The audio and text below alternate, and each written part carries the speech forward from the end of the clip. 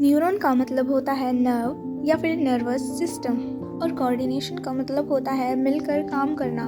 और हमारी बॉडी में कोऑर्डिनेशन का मतलब होता है दो या दो से ज़्यादा ऑर्गन्स का interaction with the help of chemical, nerves, hormones etcetera to balance homeostasis. The term homeostasis means that constant internal environment, यानी कि हमारे इंटरनल एनवायरनमेंट को कांस्टेंट करने के लिए जब हम एक्सरसाइज करते हैं तो हमारी हार्ट रेट, ब्रीदिंग रेट और मस्कुलर एक्टिविटी इंक्रीज करती है।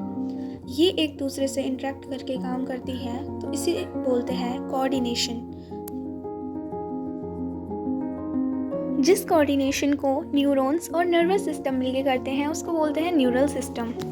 न्यूरल सिस्टम में न्यूरोट्रांसमीटर के थ्रू कम्युनिकेशन होती है, और कम्युनिकेशन की स्पीड बहुत ज़्यादा फास्ट और पॉइंट टू पॉइंट होती है। इस वजह से ये बहुत ज़्यादा शॉर्ट लिव्ड भी होती है। एंडोक्राइन सिस्टम में कम्युनिकेशन एंडोक्राइन ग्लैंड्स के थ्रू होती है। एंडोक्राइन सिस्टम में हार्मोन्स कम्युनिकेशन कराते हैं, और कम्युनिकेशन बहुत ज़्यादा स्लो होती है, इसलिए लॉन्ग लास्टिंग होती है। इन लोअर इनवर्टिब्रेट्स फाइलम सिलेंड्रेटा, जिसका जो लेवल ऑफ ऑर्गेनाइजेशन होता है वो होता है सिंपल ऑर्गेनाइजेशन, तो उसमें network of neuron first time देखा गया था। ये फर्स्ट टाइम न्यूरॉन देखा गया था हाइड्रा में, वो भी एक पोलर न्यूरॉन था। इन इंसेक्ट्स फाइलम आर्थ्रोपोडा, जिसमें बेटर ऑर्गेनाइज्ड नर्वस सिस्टम पाया गया था, क्योंकि उसमें ब्रेन्स, गैंग्लियॉन्स और अदर न्यूरल टिश्यू थे। ह्यूमन नर्वस सिस्टम के दो पार्ट्स होते हैं, central nervous system and peripheral nervous system. जो सेंट्रल नर्वस सिस्टम होता है उसमें होते हैं दो parts, first is brain and second is spinal cord. जो पेरिफेरल नर्व्स ब्रेन से जुड़ी हुई होती है उन्हें बोलते हैं क्रेनियल नर्व्स, जो कि होती है 12 पेयर्स, और जो पेरिफेरल नर्व्स वो जुड़ी होती है स्पाइनल कॉर्ड से उन्हें बोलते हैं स्पाइनल नर्व्स, जो कि होती है 13 पेयर। और पेरिफेरल नर्वस सिस्टम में होते हैं दो part, afferent neuron and efferent neuron. Afferent neuron को हम सेंसरी न्यूरॉन भी कहते हैं, और इफरेंट न्यूरॉन को हम मोटर न्यूरॉन भी कहते हैं। एफरेंट न्यूरॉन या सेंसरी न्यूरॉन जो होते हैं वो सेंट्रल नर्वस सिस्टम के पास इंफॉर्मेशन को लेके आते हैं, और इफरेंट नर्वस सिस्टम जो होते हैं या फिर मोटर नर्वस सिस्टम जो होते हैं वो सेंट्रल नर्वस सिस्टम से ऑर्गन की तरफ सिग्नल्स को ट्रांसफर करते हैं। इफरेंट न्यूरॉन के फर्दर दो डिविजन्स होते हैं, first is autonomic and second is somatic. Somatic nervous system में मोटर न्यूरॉन्स जो होते हैं इंफॉर्मेशन सेंड करते हैं वॉलेंट्री पार्ट्स जैसे कि skeletal muscles, and autonomic nervous system वो होते हैं जिसमें मोटर न्यूरॉन्स इंफॉर्मेशन सेंड करते हैं इनवॉलेंट्री पार्ट्स जैसे कि स्मूथ मसल, कार्डियक मसल। एक और इम्पोर्टेंट नर्वस सिस्टम होता है जिसे बोलते हैं विसरा या फिर visceral nervous system. It is another part of peripheral nervous system, जिसमें विसरा या इनर पार्ट से इंफॉर्मेशन सेंसरी न्यूरॉन के थ्रू और उन्हीं ऑर्गन से इंफॉर्मेशन सीएनएस की तरफ मोटर न्यूरॉन के थ्रू, उनको बोलते हैं विसरल नर्वस सिस्टम। और ऑटोनोमिक नर्वस सिस्टम के भी दो डिविजन्स होते हैं, first is sympathetic and second is parasympathetic. Now let us we talk about the types of neurons on the basis of the axons and dendrites. So there are 4 types of neurons. First is unipolar, in which a single axon is present. Second one is bipolar, in which one dendrite and one axons are present. Third is multipolar, in which many dendrites and one axons are present. The last one is pseudo-unipolar, in which single cytoplasmic extension arises from cell body but eventually divides into axons and dendrites. Now we will study about types of axons. So there are 2 types of axons. First one is myelinated axon and second one is unmyelinated axon. जिस axon पर myelin sheath present होती है उसे बोलते हैं myelinated axon, and myelin sheath work as an insulator. Same as unmyelinated axon वो होते हैं जिनमें myelin sheath absent होती है, पर ऐसा नहीं है कि इसमें स्वान सेल्स नहीं है, इसमें स्वान सेल्स भी होते हैं, पर वो स्वान सेल्स होते हैं जो वो myelin sheath को सिक्रीट नहीं करते। ऐसे एक्सॉन्स को बोला जाता है unmyelinated axons। ये एक्सोन की मेम्ब्रेन एक्सोलेमा, इसके इनसाइड एक्सोप्लाज्म जिसमें बहुत ज़्यादा पोटेशियम आयन होते हैं। ये है नेगेटिव चार्ज प्रोटीन्स जो अंदर के मीडियम को नेगेटिव बनाते हैं। और एक्स्ट्रा सेलुलर फ्लूइड में सोडियम की कंसंट्रेशन बहुत ज़्यादा होती है जिससे पॉजिटिव चार्ज ज़्यादा होता है। ये हैं सोडियम लीक चैनल्स, ये है पोटेशियम लीक चैनल्स और ये है sodium and potassium active pumps. ये है सोडियम वोल्टेज गेटेड चैनल्स, ये है potassium voltage gated channels on the axolemma. Leak channels जो होते हैं वो हमेशा खुले हुए होते हैं। चार्जेस जो होते हैं वो हाई से लो कंसंट्रेशन मूव करते हैं, इसलिए सोडियम बाहर से अंदर मूव करते हैं और पोटेशियम अंदर से बाहर मूव करते हैं। इसकी वजह से अंदर पॉजिटिव चार्ज आता है और बाहर नेगेटिव चार्ज आ जाता है। इन आयंस को बैलेंस करने का काम करता है एक्टिव पंप, जो एक एटीपी को यूज़ करके 3 सोडियम बाहर और 2 पोटेशियम अंदर करता है, जिसकी वजह से -70 रेस्टिंग मेम्ब्रेन पोटेंशियल बैलेंस हो जाता है और वापस अंदर नेगेटिव बाहर पॉजिटिव हो जाता है। डेंड्राइट्स पे कुछ सोडियम के लिगेंड्स चैनल लगे होते हैं जहाँ से सोडियम एंटर करता है। जब एक नर्व रेस्ट पे होती है तो उस पोजीशन को बोलते हैं रेस्टिंग मेम्ब्रेन पोटेंशियल, जो कि होती है -70 मिलीवोल्ट। पर जब सोडियम एंटर करता है तो वो -70 मिलीवोल्ट को -55 तक बढ़ा देता है। -55 मिलीवोल्ट जो होता है वो मिनिमम थ्रेशोल्ड वैल्यू होता है किसी भी एक्शन पोटेंशियल को जनरेट करने के लिए। During resting membrane potential impulse inside the axoplasm is -70 millivolt, so inside is very negative charge and outside is positive charge present। जब -55 मिलीवोल्ट का मिनिमम थ्रेशोल्ड स्टिमुलस आता है तो सोडियम वोल्टेज गेटेड चैनल्स खुल जाते हैं, जिससे कि सोडियम की एंट्री होती है, जिसके कारण अंदर बहुत ज़्यादा पॉजिटिव और बाहर नेगेटिव हो जाता है, जिसको बोलते हैं depolarized. Sodium voltage gated channels close होने के बाद potassium voltage gated channels open होते हैं, जिससे पोटेशियम आउटसाइड मूव करता है, जिससे कि वो वापस -70 मिलीवोल्ट तक जाता है, जिसे बोलते हैं रिपोलराइजेशन।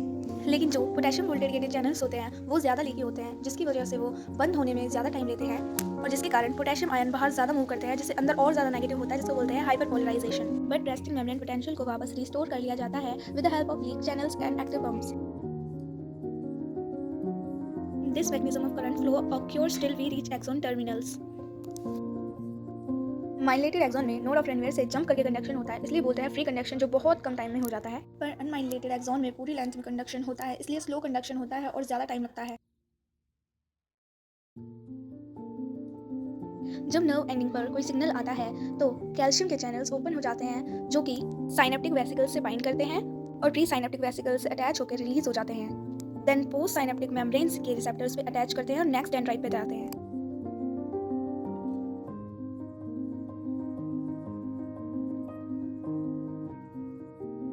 केमिकल साइनेप्सिस हमारी बॉडी में सबसे ज़्यादा पाए जाते हैं और इनमें साइनेप्टिक क्लेफ्ट बहुत ज़्यादा होता है। गैप जंक्शन भी नहीं होते और जो कम्युनिकेशन होती है वो रिलीजिंग ऑफ न्यूरोट्रांसमीटर्स की हेल्प से होती है और ये एक ही डायरेक्शन में फ्लो कर सकते हैं, इसलिए स्लो ट्रांसमिशन होता है। और इलेक्ट्रिकल साइनेप्सिस हमारी बॉडी में बहुत कम पाए जाते हैं। इनमें साइनेप्टिक क्लेफ्ट बहुत लेस होता है या फिर एब्सेंट होता है, क्योंकि गैप जंक्शंस भी होते हैं। इसमें भी कम्युनिकेशन न्यूरोट्रांसमीटर्स ही कराते हैं, बस इसमें गैप जंक्शंस के थ्रू कराते हैं और इसमें बाई डायरेक्शनल फ्लो होता है, इसलिए फास्टर ट्रांसमिशन भी होता है। फर्स्ट इज एक्साइटेटरी न्यूरोट्रांसमीटर, जो बाइंड करते हैं सोडियम लिगैंड चैनल से और -70 से -55 मिलीवोल्ट जनरेट कराते हैं। और सेकंड होते हैं इनहिबिटरी न्यूरोट्रांसमीटर्स, जो कैल्शियम लिगैंड चैनल से बाइंड करते हैं और कैल्शियम उनके थ्रू एंटर करता है। कैल्शियम उसको -55 मिलीवोल्ट पहुंचाने की जगह -90 मिलीवोल्ट यानी और ज़्यादा नेगेटिव कर देता है, जिसकी वजह से मिनिमम थ्रेशोल्ड वैल्यू नहीं बन पाती और जिसकी वजह से एक्शन पोटेंशियल भी जनरेट नहीं होता और हाइपरपोलराइजेशन इंक्रीज हो जाती है। Inhibitory post synaptic potential generate हो जाती है। सेंट्रल नर्वस सिस्टम के 2 पार्ट होते हैं, brain and spinal cord. Embryonic life में नर्व कॉर्ड होती है, देन न्यूरल ट्यूब बनती है, देन वो ब्रेन और स्पाइनल कॉर्ड में कन्वर्ट होती है। Brain is the control and command centre which is walnut like and protected inside brain box called as cranium. Brain controls voluntary movements, body balancing, thirst, hunger, thermoregulation, sleep-wake cycle, regulation of functional of internal organs like lungs, kidney, heart rate, regulates functioning of various endocrine glands, human behaviors, emotions, etc. Now we will talk about cranial meninges, means membranes of brains, which protected inside cranium. First is dura mater, which is a outermost thick and tough layer made of fibrous connective tissue. Durum matter के नीचे एक space present होता है जिसको बोलते हैं subdural space. Second layer is arachnoid which is thin and web. Arachnoid के नीचे एक स्पेस प्रेजेंट होता है जिसको बोलते हैं subarachnoid space. Innermost layer is the pia mater which contact with the brain tissue. Brain का first part होता है फोर ब्रेन, उसका पार्ट होता है cerebrum, hippocampus, amygdala, olfactory lobes, thalamus, hypothalamus, epithalamus. First part is cerebrum जो brain का सबसे ज़रूरी पार्ट होता है। जब हम सेरेब्रम को टॉप व्यू से देखते हैं तो हमें एक लॉन्गिट्यूडनल क्लैफ्ट दिखती है जो कि सेरेब्रम को दो पार्ट्स में डिवाइड करती है, जिसमें से बोलते हैं एक को लेफ्ट हेमिस्फेयर और दूसरे को right hemisphere. Each hemisphere has four lobes. First is frontal lobe, second is parietal lobe, third is occipital lobe, and fourth is temporal lobe. Function of frontal lobe is creativity, memory, intelligence, logical reasoning, imagination, etc. Second is parietal lobe, which feels hot, cold, pain, etc. Third is occipital lobe, जिसका function होता है eyes पे आने वाले signals को receive करना, image formation करना यानी कि visual interpretations. Fourth is temporal lobe, जिसका फंक्शन होता है hearing, language understanding, smelling, memories. Cerebrum का जो आउटर पार्ट होता है वो होता है सेरेब्रल कॉर्टेक्स, जिसमें होते हैं प्रोमिनेंट यानी नोटिसेबल फोल्ड्स जो कि उसके सरफेस एरिया को बढ़ाते हैं ताकि ज़्यादा से ज़्यादा न्यूरॉन्स आ सकें। ब्रेन का आउटर पार्ट होता है ग्रे मैटर, इनर पार्ट होता है वाइट मैटर। आउटसाइड होती है सेल बॉडीज प्लस अनमाइलेटेड एक्सॉन्स जो कि ग्रे कलर के होते हैं, और इनसाइड होती है माइलेटेड एक्सॉन्स जो कि वाइट कलर के होते हैं। और जो स्पाइनल कॉर्ड होती है उसका इनसाइड मैटर होता है ग्रे और आउटसाइड होता है white. Cerebral cortex areas, first is sensory, second motor, third is association. Sensory inputs जो होते हैं वो आते हैं सेंसरी एरियाज के पास, और जो सेंसरी इनपुट्स होते हैं वो सेंसरी एरियाज से जाते हैं। और जो बड़े बड़े एरियाज होते हैं ना ही जिनके पास सेंसरी इनपुट्स आ सकता है या वहाँ से मोटर इनपुट्स जा सकता है, उन्हें बोलते हैं एसोसिएशन एरियाज, जिनका फंक्शन होता है मेमोरी, कम्युनिकेशन, इंटरसेंसरी एसोसिएशंस होते हैं, जिसके थ्रू मल्टीपल सेंसरी इनपुट्स को भी एनालाइज किया जा सकता है। हिप्पोकैम्पस और एमिगडाला एक सिस्टम फॉर्म करते हैं जिसको बोलते हैं limbic system. Hippocampus short memories को लॉन्ग टर्म मेमोरीज में कन्वर्ट करता है।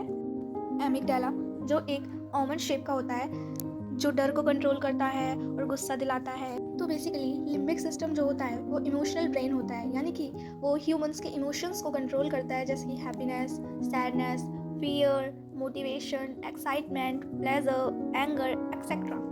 थैलेमस, हाइपोथैलेमस और एपिथैलेमस मिलकर बनाते हैं डायनसेफेलॉन। सेरेब्रम जिस स्ट्रक्चर के अराउंड रैप करता है उसे बोलते हैं थैलेमस। इसे रिले सेंटर भी बोलते हैं, यानी बीच का सेंटर। थैलेमस से सेंसरी और मोटर न्यूरॉन्स की इंफॉर्मेशन पास आउट होती है, यानी मैसेज को रिसीव करो, चेक करो और आगे पास आउट कर दो।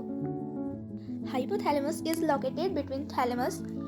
हाइपोथैलेमस में कुछ न्यूरोसिक्रेटरी सेल्स होते हैं यानी न्यूरॉन्स होते हैं जो थर्मोरेगुलेशंस के हार्मोन्स यानी कि थायरॉक्सिन को सिक्रीट करते हैं, और ये थर्स्ट और पेट को फुल करने का सेंटर होता है। ग्रोथ और रिप्रोडक्शन एक्सेट्रा के सिग्नल्स भी भेजता है। Now last one is epithalamus.